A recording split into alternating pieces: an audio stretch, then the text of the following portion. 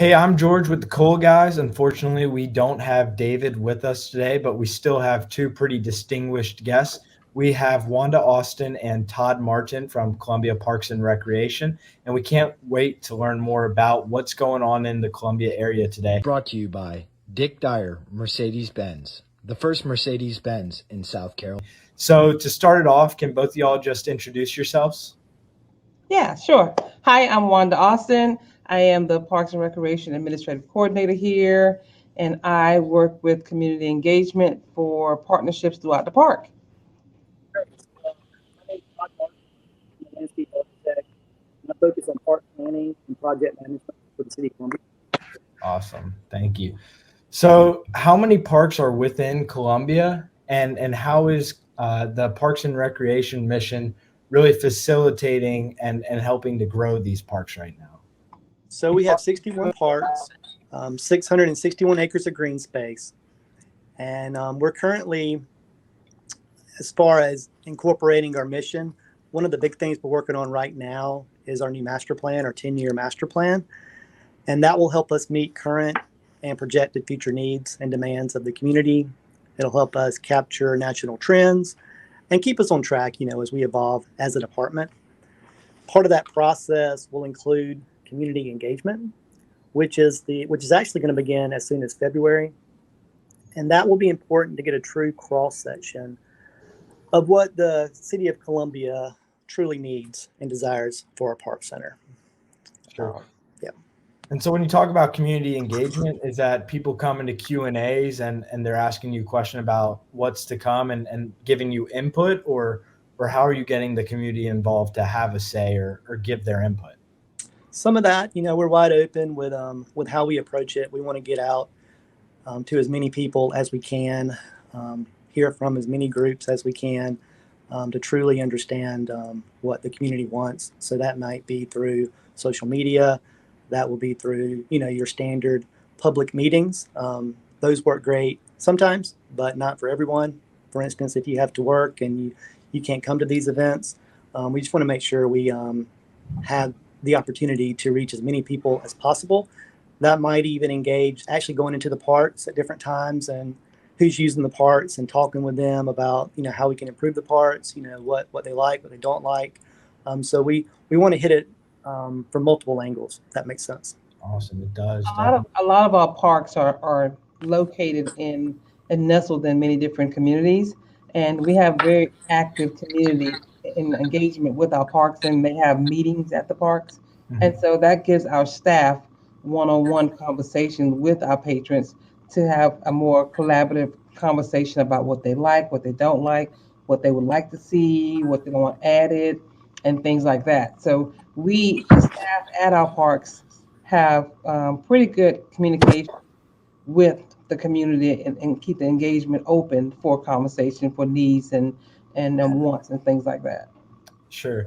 And right now, I'm taking a guess. I'm going to say it's probably a pretty stressful time for y'all just because, yes, the community is involved, but at the same time, the community is definitely growing as Columbia continues to expand. So with all of these new people coming to Columbia, is there a demand for more parks? Are you hearing people talk about that a little bit? And is there room within Columbia to develop new parks, not just restore some of the parks that have already been in place? A lot of the times, it's being in real estate, George, that recreation is one of the key things when they talk about development. Less more shopping and eating and things like that. But recreation space, open green space for the family is very important. And we can't create any more land out here. But the Parks and Recreation Department, they work with, we started doing like little pop-up parks where we'll take the equipment and some programs to that area and work on the green space area. I don't know what happened to the picture, but it went out. But okay, so yeah, but Todd can elaborate on any type of additions that we're trying to do in the areas themselves. Sure. And those opportunities come up here and there. We have one in the works right now called Randall Avenue Park. It's a little pocket park on North Main in the North Main district. Very small park, but we were able to do this through a project with community development. using the CDBG Community Development Block Grant funding to create this new park.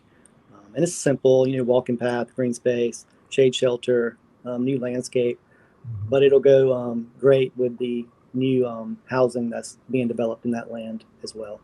Awesome. Help kickstart that little community there.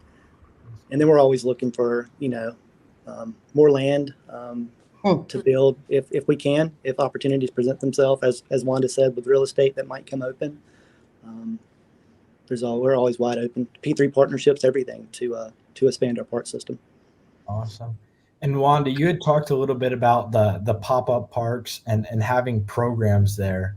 What is the Parks and Recreation doing to kind of reach out to the youth and get them involved in being outside and going to these programs? Well, we try to meet our patrons where they are. And if we don't have a park there per se, then what we do is we take program equipment there, and we do just outdoor games or different activities that we can do in the parks. Like, and even our green spaces, we have like a riverfront. We do things down there with people, and so you don't have to have the building per se for us to do our programming there. We can bring the equipment to the parks and work in that community. And we also work with other departments, city departments, like our police department with Pals in the Parks, and other community groups we collaborate with, like Serve and Connect.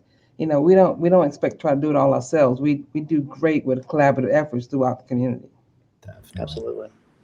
And so when you're bringing these pop-up parks, is that completely different than a summer program, or are y'all offering summer programs within these pop-up parks, or kind of talk about your summer programs? Our summer programming we generally have them in all of our parks, but right now we've been really strategic with having at least one or two in each district, maybe a large park and a small park. They're paid summer programming. We also have a teen camp that we host off of Beltline Boulevard to try to keep our teens engaged as well throughout the day. And our programming for the smaller kids are 5 to 12. That starts at 8 o'clock in the morning, 7:30 in the morning to 6 o'clock in the afternoon. And for our teens, we have the same time, but we also offer other teen programs in the evening time that we called it prime time, but maybe rebranding it this year. But we're very active in trying to keep things going for our teens, especially.